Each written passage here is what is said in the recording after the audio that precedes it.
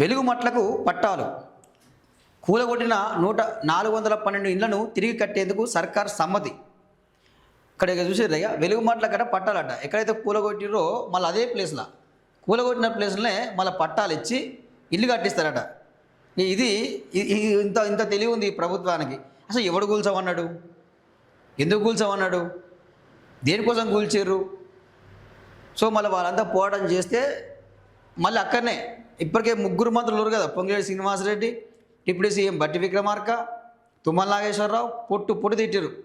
తెలంగాణ ప్రజలు తిట్టిరు, రాజకీయ నాయకులు తిట్టిరు, ప్రతిపక్ష నాయకులు తిట్టిరు. వాస్తవానికి అందులో కాంగ్రెస్ వాళ్ళు ఉన్నారు, వాళ్ళు కూడా తిట్టిరు. సో వాళ్ళు ఏం చేస్తారు ఇక తెలివిగా? ఇప్పుడు ఏం చేస్తారు ఇక అంటే వాళ్ళే ఇల్లు కూల్చారు. సో ఏం చేస్తారు దాంట్లో మొత్తం కూడా అది 60 ఎకరాలకు సంబంధించి. దీంట్లో వీళ్ళకి ఏం చేస్తారో తెలుసా? ఒక 9 ఎకరాలు కేటాయిస్తారు. ఒక 9 ఎకరాలు మాత్రమే కేటాయిస్తారు. 9 ఎకరాలు కేటాయించి వాళ్ళకి ఇళ్ల పట్టాలు ఇచ్చి 75 గజాలు ఇళ్ల స్థలం ఇచ్చి ఇల్లు కట్టిస్తారు. సో ఏమంటారు? ఈ ప్రభుత్వాన్ని వదిలిపెట్టాం, మా బతుకులను రోడ్డున పడేసింది, నోటీసులు ఇవ్వకుండా ఇండ్లు కూల్చేసింది, న్యాయం జరిగేదాకా పోరాడతాం. వెలుగుమట్ల బాధితుల స్పష్టీకరణ.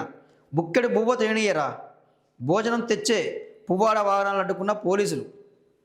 ఇప్పటికే సర్కార్ కక్షతో గూడు చెదిరి నిరాశ్రయులైన పేదలు. పునరావాస కేంద్రాల్లోనూ సౌకర్యాలు లేక అగచాట్లు అంటూ చూస్తున్నాం. వాస్తవానికి ఈ ఇల్లు కూలగొడితే గూడు చెదిరిపోతే ఎక్కడ ఉంటారు? ఎవరు ఇంట్లోకి రానియ్యరు, ఎవరు ఉండనియ్యరు. ఇక్కడ ఏమంటే బీఆర్ఎస్ పోరాటం వల్లే దిగొచ్చిన ప్రభుత్వం అంటూ చూస్తూ ఉన్నాం. మీ బీఆర్ఎస్ పోరాటమే కాదయా, ఇక్కడ విద్యార్థి సంఘాల పోరాటం ఉంది, ప్రజా సంఘాల పోరాటం ఉంది,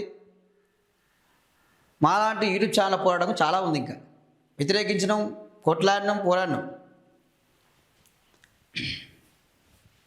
బీఆర్ఎస్ పోరాటంతో భూదాన భూములు మళ్ళీ పేదలకే సొంతం. 311 కుటుంబాలకు భూదాన భూముల్లోనే పట్టాలు, ఇల్లు. మిగతా 101 మందికి సొంతూరులో స్థలాలు, ఇందిరమ్మ ఇండ్లు. కేటీఆర్ పర్యటనతో ఉధృతమైన ఉద్యమం, పాలకుల్లో గుబులు. నిర్వాసితుల పక్షాన సుప్రీంకోర్టుకు వెళ్లేందుకైనా సిద్ధమన్న కేటీఆర్. సో ఇక్కడ విషయం ఏంటంటే, అసలు వాస్తవానికి ఇక్కడ విషయం ఏంటంటే, ఈ వెలుగుమట్లకు సంబంధించి ఆ పేదలకు భూదాన భూములు ఏవైతే ఉన్నాయో వీళ్ళు 30 ఎకరాల వరకు అక్కడ కొంతమంది చాలామంది ఇల్లు కట్టుకున్నారు ఉన్నారు. సో విషయం ఏంటంటే, వాస్తవానికి కూడా 30 ఎకరాల పేదలకు కేటాయించాలి. ఆ మిగిలిన 30 ఎకరాలు ఉంటే సరే ప్రభుత్వానికి సంబంధించి ఏమైనా అక్కడ హాస్పిటల్ కడతారా, లేకపోతే ఇంకేదన్నా ఏమంటారు హాస్టల్స్ కడతారా అని చెప్పి మాట్లాడుతున్నారు. కానీ ప్రభుత్వం ఏం చేస్తుంది తెలివిగా, ఒక 9 ఎకరాలు వీళ్ళకి కేటాయించి మిగతా భూమితో తీసుకొని సో వాళ్ళ ఆండర్ తీసుకోవడం జరుగుతూ ఉంది. సో ఇక్కడ విషయం ఏంటంటే కూలగొట్టడానికి కారణం అదే. అంటే వీళ్ళు కూలగొట్టారు, సో మళ్ళీ మేము కట్టిస్తున్నాం అని చెప్పి సెంటిమెంట్గా అక్కడ ఉన్న భూమి మీద కన్నేసి ఆ భూమిని లాక్కోవడానికే ఈ డ్రామాలంతా. ఇప్పుడు ఏంది వ్యతిరేకత వచ్చింది కాబట్టి సో ఇక మళ్ళీ మేమే ఇల్లు ఇస్తాం, మళ్ళీ వీళ్ళ ఇళ్ళ పడలు పంచుతారు. ఇక ఎట్లా అయిపోయిందంటే ఇక నువ్వు గిచ్చినాటి చేసినావు, వేసినాటి చేయనట్టే ఉన్నది ముచ్చటిగా ఇలా కథ.